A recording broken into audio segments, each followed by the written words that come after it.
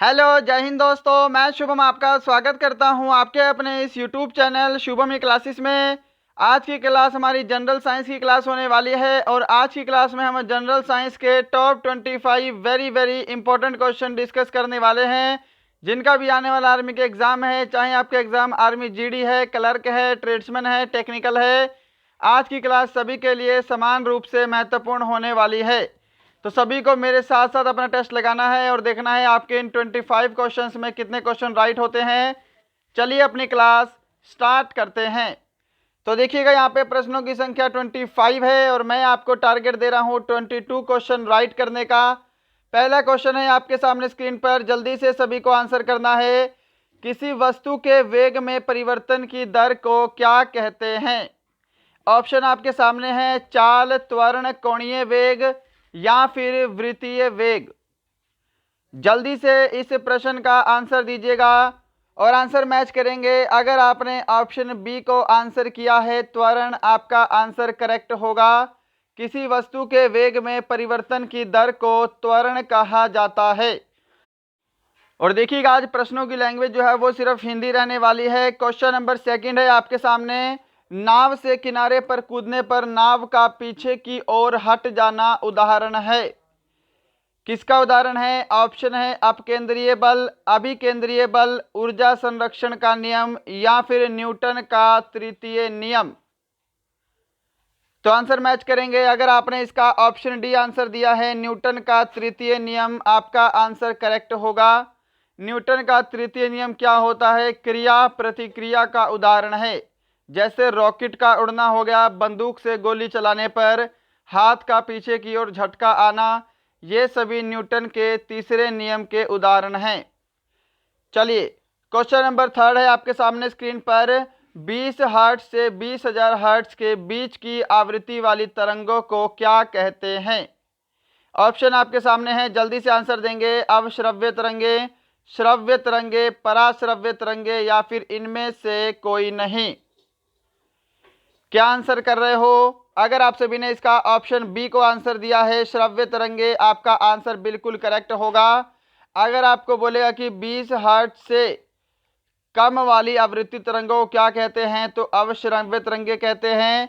और यदि आपसे बोले कि 20,000 से अधिक आवृत्ति वाली तरंगों को क्या कहा जाता है, तो उनको पराश्रव्य तरंगे बोलते हैं। बढ़ते हैं नेक्स्ट पे। क्वेश्चन नंबर 4 है जी आपके सामने स्क्रीन पर, दाब बढ़ाने पर क्वथनांक।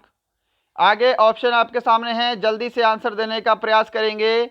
दाब बढ़ाने पर क्वथनांक घट जाता है, बढ़ जाता है, समान रहता है या इनमें से कोई नहीं। तो आंसर मैच करेंगे। अगर आपने इसका ऑप्शन बी को आंसर दिया है, बढ़ जाता है, तो आपका आंसर करेक्ट होगा। दाब बढ़ाने पर जल का क्वथनांक बढ़ जाता है। इसका एक एग्जाम्पल भी है जिसको हम बोलते हैं प्रेशर कुकर। प्रेशर कुकर में भी यही नियम लागू होता है, दाब बढ़ाने पर क्वथनांक बढ़ जाता है। क्लियर है? चलिए बढ़ते हैं नेक्स्ट क्वेश्चन की तरफ। क्वेश्चन नंबर 5 आपके सामने है, आंसर जल्दी से दीजिएगा। ध्वनि ऊर्जा को विद्युत ऊर्जा में परिवर्तित कौन सा यंत्र करता है? ऑप्शन आपके सामने है, विद्युत मोटर, माइक्रोफोन, लाउड स्पीकर या फिर ट्रांसफार्मर। ध्वनि ऊर्जा को विद्युत ऊर्जा में परिवर्तित कौन सा यंत्र करता है?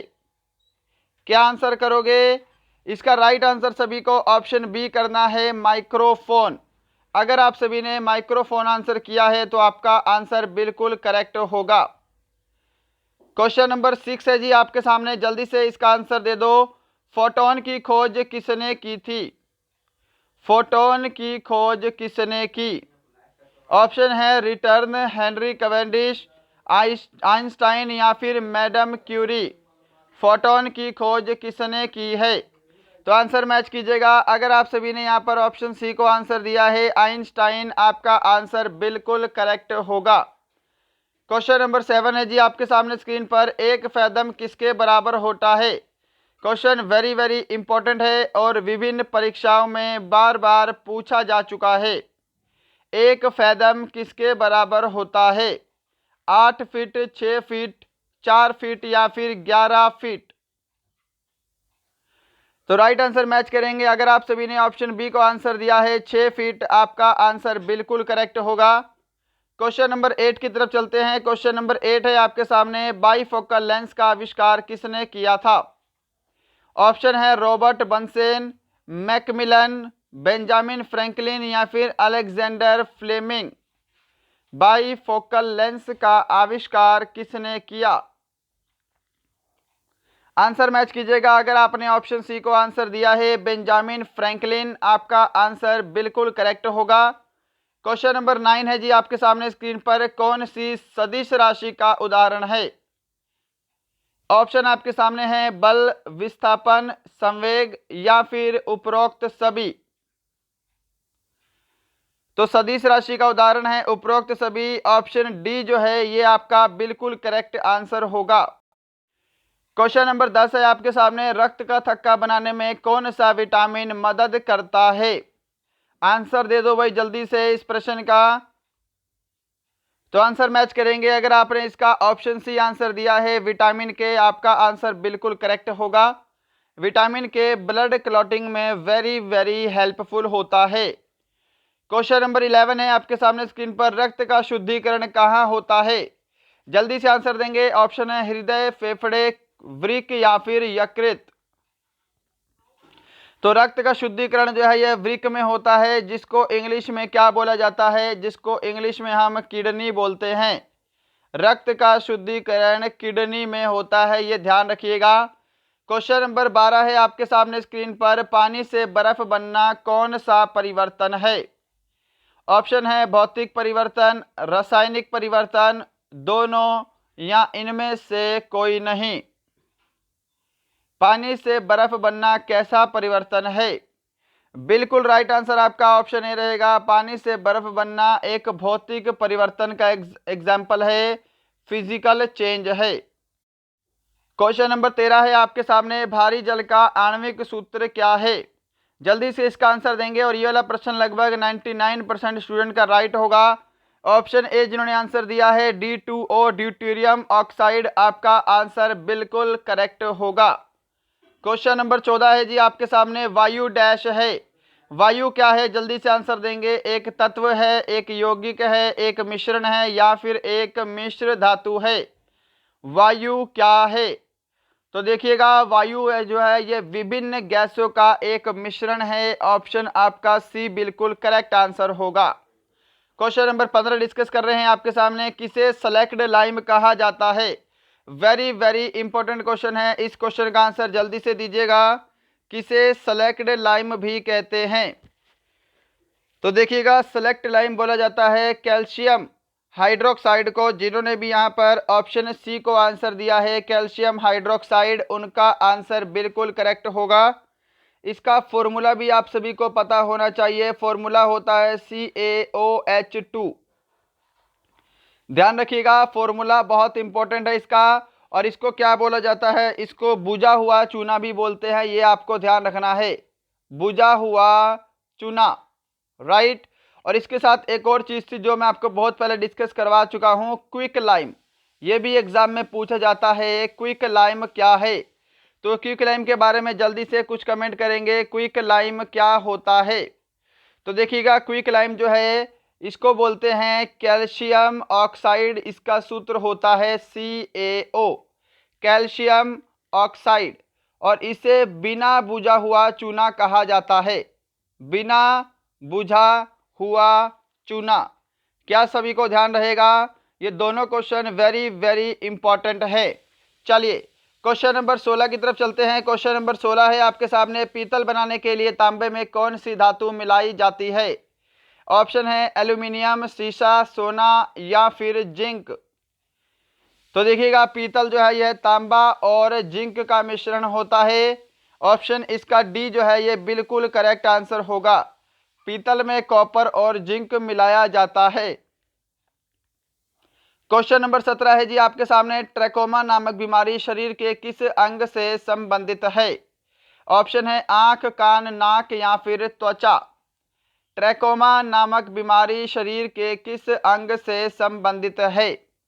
ऑप्शन ए इसका बिल्कुल करेक्ट होगा, आंख से संबंधित है।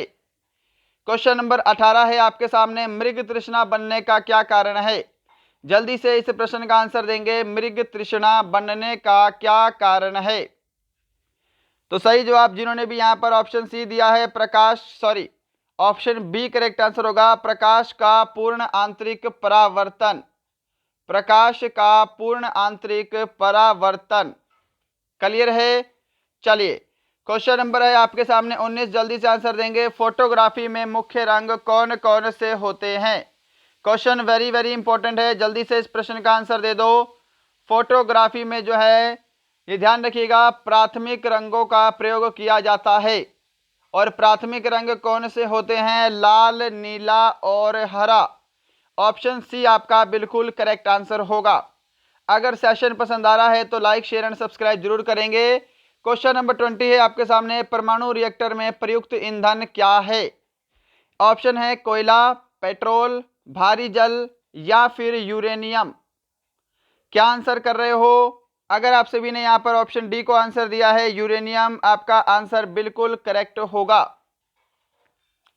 क्वेश्चन नंबर 21 है जी सामने स्क्रीन पर, विज्ञान की वह शाखा जिसमें जीवाश्मों का अध्ययन होता है। ऑप्शन आपके सामने है पैलियोंटोलॉजी, इकोलॉजी, इथोलॉजी या फिर इक्थियोलॉजी। जीवाश्मों का अध्ययन होता है, उस शाखा को क्या कहा जाता है। राइट आंसर ऑप्शन ए रहेगा, पैलियोंटोलॉजी। अगर आपने ऑप्शन ए को आंसर दिया है तो आपका आंसर करेक्ट है। क्वेश्चन नंबर 22 है जी आपके सामने स्क्रीन पर, इटाई रोग शरीर के किस तत्व की अधिकता से होता है। ऑप्शन है कैडमियम, आर्सेनिक, पारा या फिर लोहा। इटाई रोग शरीर के किस तत्व की अधिकता से होता है। तो आंसर मैच कीजिएगा। अगर आपने इस प्रश्न का राइट आंसर ऑप्शन ए दिया है कैडमियम, तो आपका आंसर यहां पर बिल्कुल करेक्ट होगा। क्वेश्चन नंबर 23 ध्यान रखिएगा आपके सामने है, निम्नलिखित में से कौन सा रोग कीटवाहक रोग नहीं है। यानी कि जो कीटों के द्वारा नहीं फैलता, उस रोग के बारे में आपको बताना है, इनमें से कौन सा है। तो आंसर मैच कीजिएगा। अगर आपने ऑप्शन ए को आंसर दिया है बेरी, आपका आंसर करेक्ट होगा। बेरी जो है यह विटामिन बी की कमी से होता है। ऑप्शन ए इसका बिल्कुल करेक्ट आंसर होगा, ये कीटवाहक रोग नहीं है। क्वेश्चन नंबर 24 है जी आपके सामने, वायु प्रदूषक का एक उदाहरण है। ऑक्सीजन, हीलियम, कार्बन मोनोऑक्साइड या फिर कार्बन डाइऑक्साइड। प्रमुख वायु प्रदूषक का एक उदाहरण कौन सा है। बिल्कुल करेक्ट आंसर अगर आपने ऑप्शन सी को दिया है कार्बन मोनोऑक्साइड, आपका आंसर बिल्कुल करेक्ट होगा। और इसी के साथ क्वेश्चन नंबर 25 है आज का लास्ट क्वेश्चन। इसके बाद एक क्वेश्चन होमवर्क के लिए मिलेगा, होमवर्क भी जरूर लेकर जाइएगा। क्वेश्चन नंबर 25 है, नाभिकीय विखंडन में ऊर्जा किस रूप में निकलती है। ऑप्शन है विद्युत, ऊष्मा, रासायनिक ऊर्जा या फिर यांत्रिक ऊर्जा। नाभिकीय विखंडन में ऊर्जा किस रूप में निकलती है। क्या आंसर करोगे। अगर आपने ऑप्शन बी को आंसर दिया है ऊष्मा, आपका आंसर बिल्कुल करेक्ट होगा। जब भी नाभिकीय का विखंडन होता है तो ऊर्जा हमेशा ऊष्मा के रूप में बाहर निकलती है। क्लियर है। तो दोस्तों ये थे आपके top 25 very very important science के क्वेश्चन। ये वाला क्वेश्चन होमवर्क का है, इसका आंसर सभी को जल्दी से देना है। रासायनिक रूप से मिल्क ऑफ मैग्नीशिया क्या होता है। सभी को इसका आंसर कमेंट बॉक्स में देना है। कल की क्लास में इस क्वेश्चन को डिस्कस किया जाएगा। ऑप्शन है magnesium carbonate, sodium bicarbonate, calcium hydroxide, magnesium hydroxide. Answer comment box में दीजिएगा और बताइएगा इन टॉप 25 क्वेश्चन में आपके आज के कितने क्वेश्चन राइट हुए हैं। मैं उम्मीद करूंगा सेशन आपको ज़रूर पसंद आया होगा। हमारे सेशन को इतना लाइक, इतना शेयर, इतना सब्सक्राइब करने के लिए आप सभी का बहुत बहुत धन्यवाद। मिलते हैं कल किसी और अच्छे टॉपिक के साथ। तब तक के लिए जय हिंद, जय भारत।